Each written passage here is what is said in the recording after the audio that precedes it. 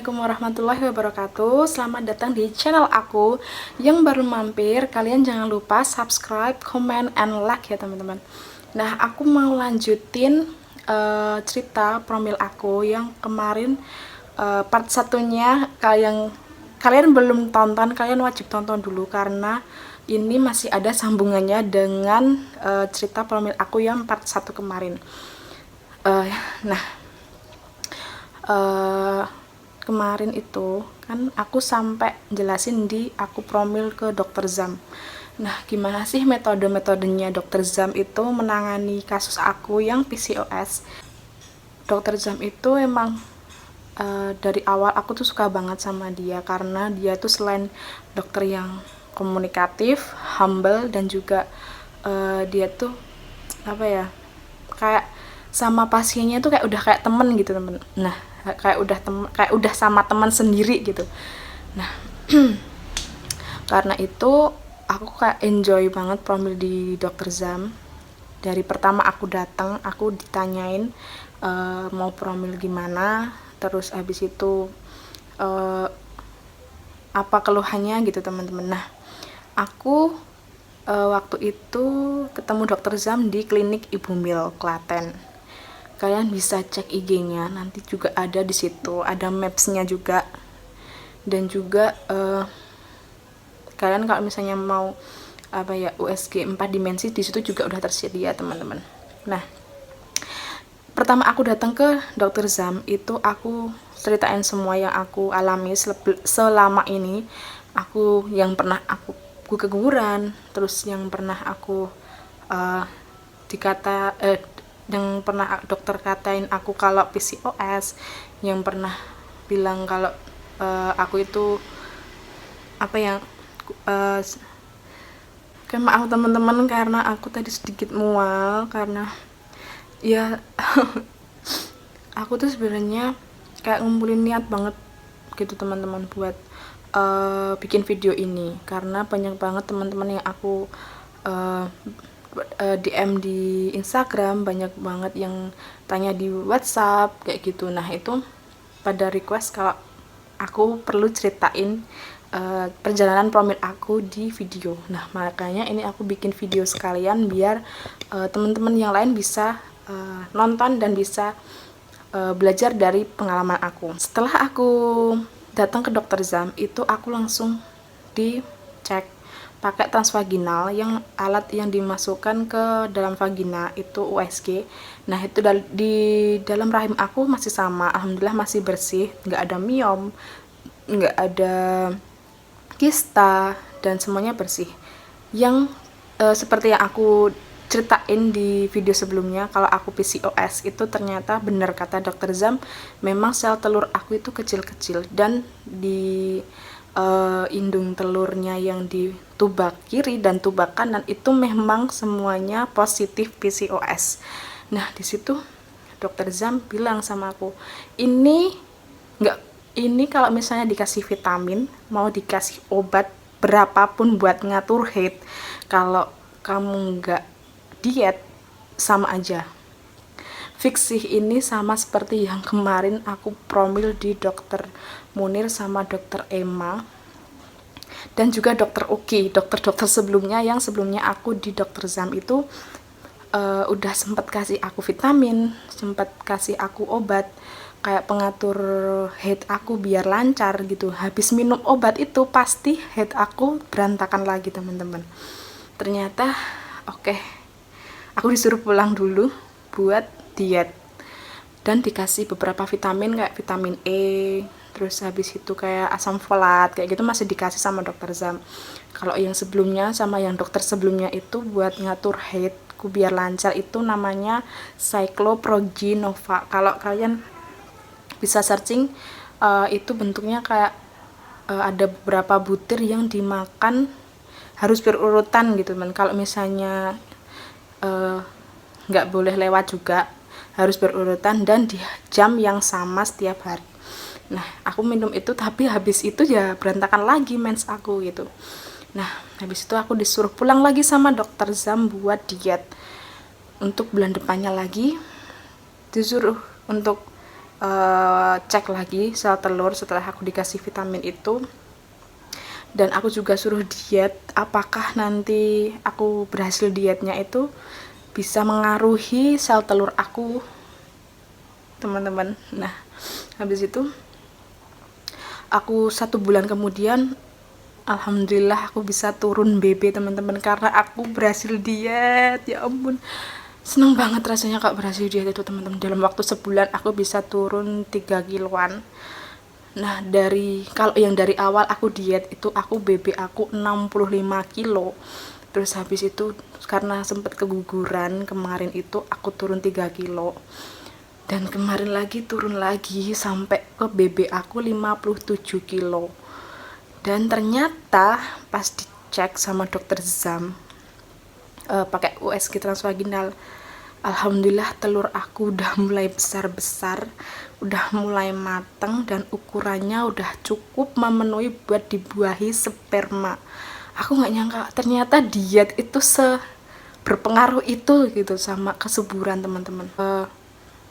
Setelah aku dicek nih, ternyata sel telurnya udah gede terus, dan dalam hati kayak masih, ternyata cuma dengan diet aku bisa besarin telur gitu, bisa subur gitu, teman-teman. Nah, habis itu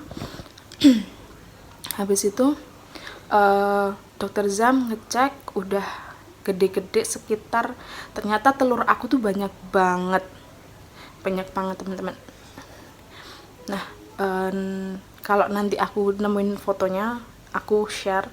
Nah, itu telurnya itu udah banyak dan gede-gede banget dan siap dibuahi. Nah, habis itu setelah dicek sama dokter Zam langsung kasih kasih masukan buat berhubungan di tanggal aku subur. Jadi setelah direkod mens aku udah teratur dan ternyata telurku juga udah besar-besar, aku dikasih tanggal dimana aku harus berhubungan sama suami.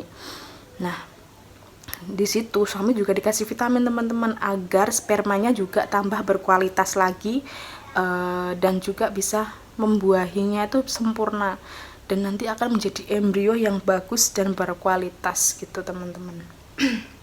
Nah, habis itu setelah aku pulang dan dikasih tanggal itu, aku praktekin, maksudnya aku jalanin semuanya yang disaranin sama dokter Zam. Nah, itu ada beberapa tips yang gimana sih caranya biar berhasil hamil dengan hamil alami dengan beberapa tips dari dokter Zam. Nah, tipsnya itu nanti aku share di video selanjutnya. Nah, setelah ini aku lanjutin yang tadi ya, teman-teman. Habis dikasih tanggal, bulan depannya lagi aku itu dateng bulan depannya lagi itu harusnya aku tanggal 23 Juli itu aku haid, tapi kok ternyata telat. Walaupun cuma telat sehari, tapi dalam hati aku tuh kayak aku pengen banget tes pack gitu, padahal masih telat 1 hari. Kalau biasanya telat 1 hari itu masih negatif ya, teman-teman, kayak sampai berminggu-minggu gitu kan kadang negatif. Nah, habis itu bangun tidur kayak langsung pengen tes pack. Nah, suami itu tanya, kamu mau kemana gitu. Bentar ya, aku mau tes pack kan gitu. Loh, kenapa? Kan ini aku harusnya udah mens, tapi karena telat sehari aku jadi penasaran kan gitu, karena kemarin udah menjalankan apa tips yang dikasih sama dokter Zam gitu. Nah, habis itu tes pack lah aku. Pas ambil tes pack itu tes packnya tuh sebenarnya kayak agak apa ya namanya, kayak agak rusak gitu, tapi nggak tahu ya itu fisiknya aja atau masih bisa digunain kan, tapi tetap aku gunain, teman-teman. Nah, habis itu ternyata garis 2, teman-teman. Aku nggak nyangka, dan aku sampai gemeteran, sampai tanganku tuh kayak sampai mau jalan keluar kamar mandi aja aku tuh nggak sanggup, teman-teman, karena udah lemes lihat akhirnya garis 2 gitu. Tapi aku kayak masih nggak percaya, soalnya apa, itu tes kayaknya rusak, karena aku bilang gitu kayak dalam hati, kok ini kayaknya tes packnya rusak nih kan gitu. Nah, terus abis itu karena mungkin aku lama ya di kamar mandi, Akhirnya suami nyusulin, kenapa kok lama banget gitu. Nah habis itu aku tunjukin lah tespek itu, terus dia bilang kayak ini beneran gitu. Aku bilang nggak tahu, ini kayaknya tespeknya rusak deh, ambilin lagi ya kan, aku bilang gitu sama suami, minta tolong ambilin lagi kan, aku bilang gitu. Akhirnya diambilin lagi sama suami, dua tespek atau enggak 3 tespek gitu. Nah itu aku coba semua dan ternyata semua hasilnya sama teman-teman. Aku sama suami langsung berpelukan sambil nangis, semua lemes dan kayak masih nggak percaya ini beneran kan gitu. Nah habis itu ya udah pengen nangis dan akhirnya yang aku tunggu-tunggu selama ini, kayak aku nggak percaya banget ternyata bisa dapat garis 2. Nah habis itu aku sama suami kayak masih duduk ngelamun, ini beneran nggak sih, kayak ini mimpi nggak sih gitu. Nah terus suami tuh saking senengnya dan dia tuh nggak sabar pengen USG, dan ternyata semuanya itu dokter praktek sore hari. Kalau di pagi hari sama siang hari nggak ada, apalagi dokter Zam bisanya sore kayak gitu teman-teman. Ternyata terus habis itu aku sama suami akhirnya cek besoknya, setelah aku positif itu ternyata alhamdulillah di dokter Zam udah kelihatan kantung janinnya. Nah gitu teman-teman. Nah itu sekitar usia 5 minggu aku cek. setelah setelah berbahagia karena tespek itu, dan sempat kemarinnya mau cari USG ternyata tutup semua, dan akhirnya ya kita nungguin dokter Zam aja gitu. Nah karena akhirnya ke dokter Zam, dan pada saat setelah tespek itu kan nggak dapat USG karena semua dokter praktek sore, ya udahlah kita sabar aja buat tes USG besok. Nah besoknya itu ke dokter Zam sekitar usia 5 minggu. Nah itu udah kelihatan kantungnya teman-teman, dan enggak nyangka ada kejutan. Apa itu? Aku hamil kembar teman-teman. Aku masih nggak nyangka ini beneran, karena ada 2 kantung.